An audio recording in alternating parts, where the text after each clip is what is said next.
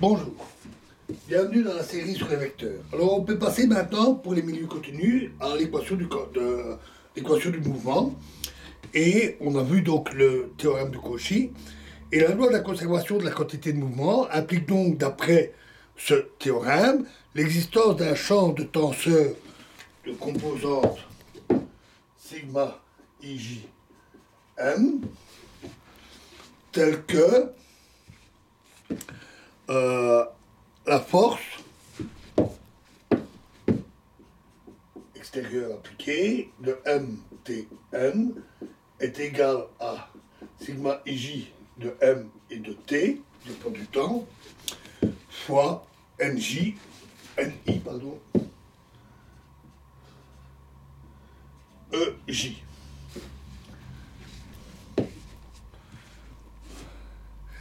La relation, donc c'est NJEI, peu importe.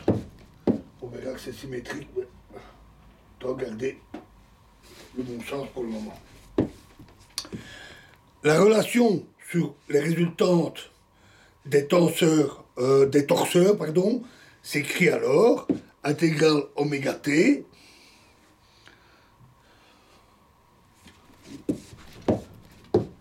intégrale sur oméga t de A moins de rho A, moins rho F dV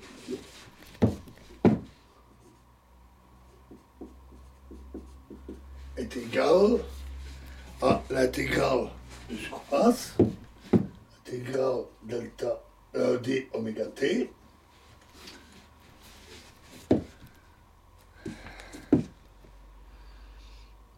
de sigma ij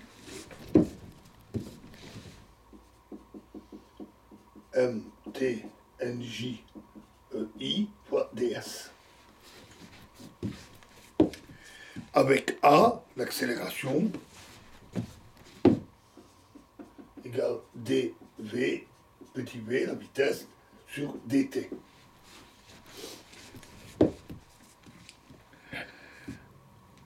En supposant que sigma ij possède des dérivées partielles intégrables, une hypothèse raisonnable, on peut appliquer le théorème de la divergence au deuxième membre de cette relation, et donc intégrale sur oméga t de rho ai moins fi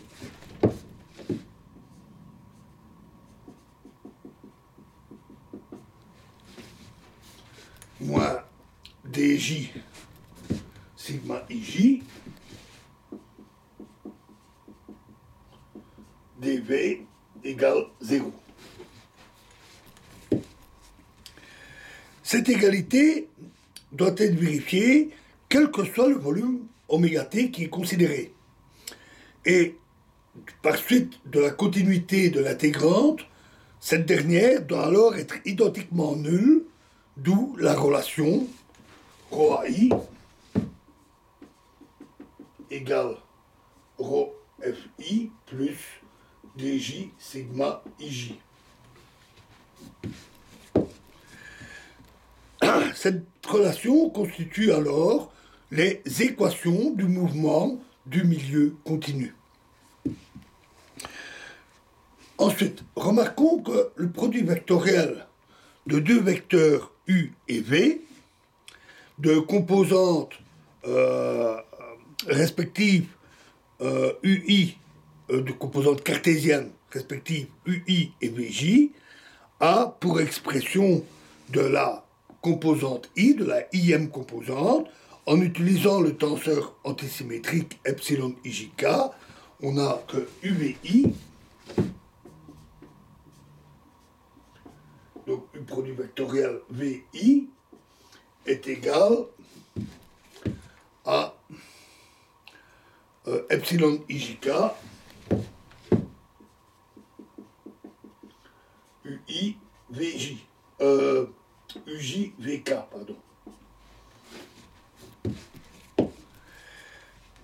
Avec cette notation, l'équation sur les moments des torseurs s'écrit alors intégrale oméga t de rho epsilon ijk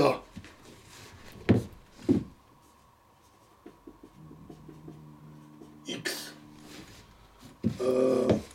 xj, x étant la position, bien entendu, puisque c'est pour le vecteur OM, donc c'est la position du point M, fois AK moins FK dV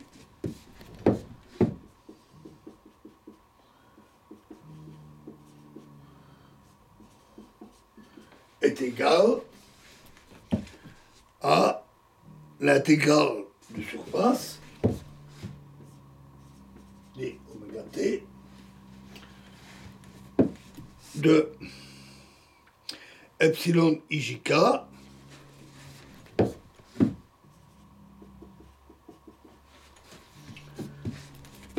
fois sigma ki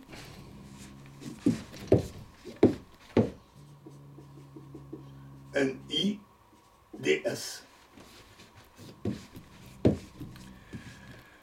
À nouveau, on applique le théorème de la divergence au second membre de cette relation et on trouve que l'intégrale de oméga t sur oméga t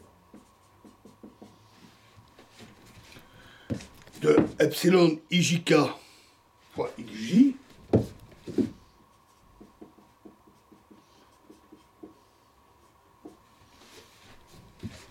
de rho ak moins fk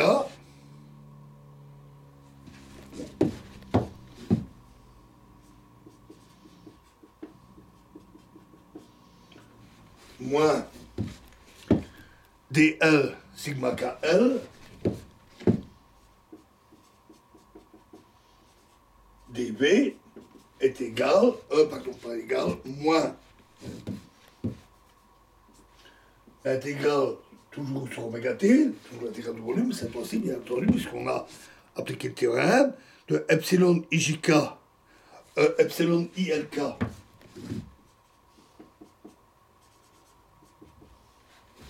fois sigma kl dv, le tout est égal à 0. Les équations du mouvement du milieu continu, qu'on a vu juste avant, apparaissent dans la première intégrale de cette expression. Cette intégrale est donc nulle. Et il reste uniquement cette relation.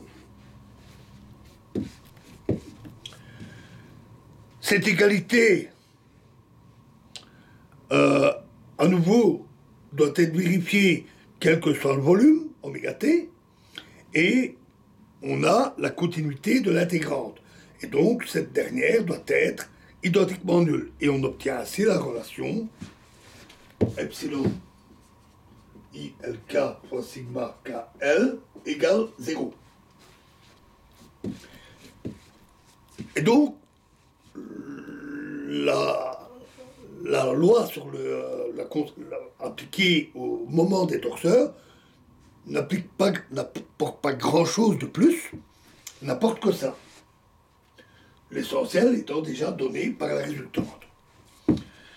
Et ça, cette relation implique que pour tout i, pour toute valeur de i, on doit avoir sigma kl à cause du caractère antisymétrique de epsilon, on doit avoir sigma kl moins sigma lk égale 0. Et donc, il résulte de la loi de la conservation du moment de la quantité de mouvement, que le tenseur de contrainte est et doit être symétrique. Le tenseur des contraintes satisfait aux équations du mouvement pour un système de coordonnées cartésien et donc, par changement de coordonnées, pour un système de coordonnées curvilignes quelconque. Ces équations se généralisent donc sous la forme ρai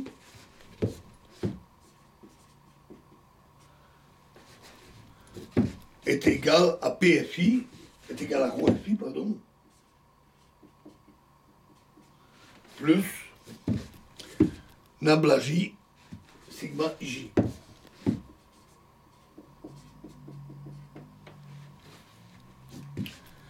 C'est l'équation de mouvement général pour tout système de coordonnées.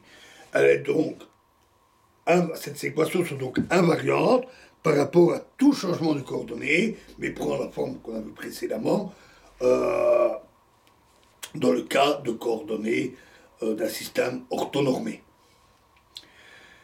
Voilà, alors nous sommes presque au bout. Et dans la prochaine vidéo, nous verrons l'équation de l'énergie du milieu continu en mouvement. Je vous remercie.